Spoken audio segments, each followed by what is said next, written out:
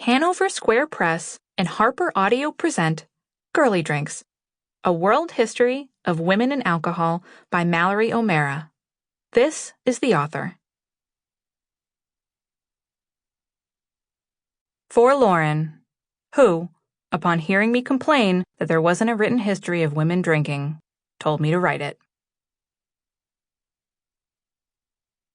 Don't try me, nobody, 'cause you will never win. I'll fight the Army, Navy, just me and my gin. Bessie Smith. It went straight down into my stomach like a sword swallower's sword and made me feel powerful and godlike. Sylvia Plath. Comfortable shoes and a strong drink. What more could a girl need? Woman wearing a green dress in the bathroom of the Strange Brew Tavern, Manchester, New Hampshire, 2013. Introduction. Skinny margaritas, appletinis, Cosmos, drinks flavored like cake or whipped cream, drinks featuring cake or whipped cream, bright red maraschino cherries and pastel umbrellas. You know, girly drinks, drinks for girls. These are the drinks you snicker at when you hear someone order them at the bar. You feel embarrassed about choosing them off the menu. They might even be your guilty pleasure. Beer and scotch, those are real drinks. They're respectable drinks. Why? Well, they're men's drinks.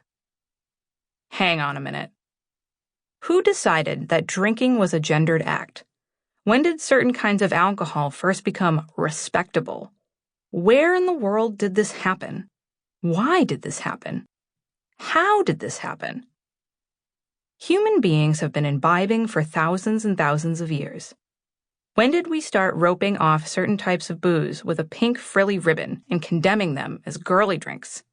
And why is marking a drink feminine a bad thing in the first place? The truth is, all drinks are girly drinks. Not just because women have been drinking since alcohol was invented, but because they've been making and serving it since the beginning, too. I love having a drink. I suspect that if you picked up this book, you do too.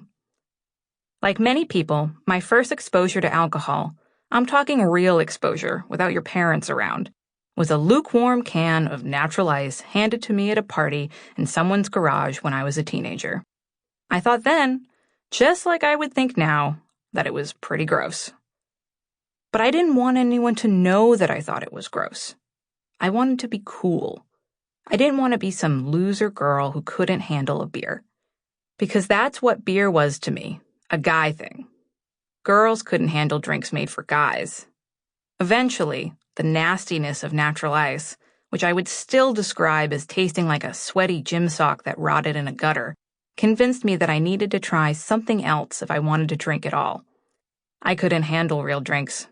I needed a girly drink. So began my teenage dalliances with such alcoholic atrocities as Smirnoff Ice, Mike's Hard Lemonade, and Mad Dog 2020. Blue flavor, please. Of course, teenagers aren't drinking for the flavor. They're drinking whatever they can convince someone's older brother to buy for them. When I was a teenager, boys got cheap, gruesome beer, and us girls got cloyingly sweet, fizzy drinks. Once I finally hit legal drinking age, I decided my taste needed to mature. That's when I got acquainted with the drink that accompanied me through many parties and bad dates in my early 20s, the vodka soda with lime. I saw people drinking cocktails, but I never experimented.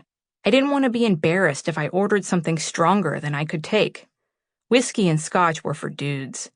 I didn't want to flaunt my girliness by ordering a frozen margarita or daiquiri either. And I was too sheepish to admit that I didn't know the difference between types of wine, besides red or white. So, vodka and we became pals. Then, I moved to New York City, and I met my best friend Lauren. She is a cocktail enthusiast, and the first time we ever hung out, she took me to a craft cocktail bar. I had absolutely no idea what I wanted to drink.